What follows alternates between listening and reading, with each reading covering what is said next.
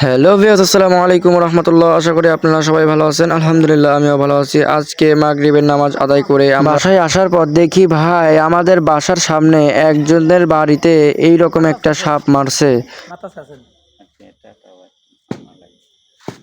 ভাইরে ভাই, মাগরিবের নামাজ পর আমাদের কুমিল্লি হাজির বাসায় একটা সুন্দর সাপ ধরা পড়ছে, কিন্তু এই সাপটাকে গ্রামের মানুষ কেউ চেনে না। তো এই সাপটাকে যদি আপনারা কেউ চিনে থাকেন অবশ্যই কমেন্টে বলে যাবেন। গ্রামের মানুষ এই সাপটার নাম জানতে চাইছে, আমি তো চিনতে পারলাম না সাপটাকে, আপনারা অবশ্যই বলে যাবেন।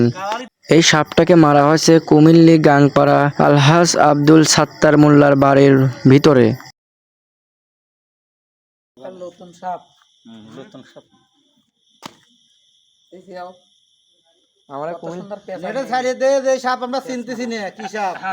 কুমিল্লায় নতুন সাপ আবিষ্কার হয়েছে।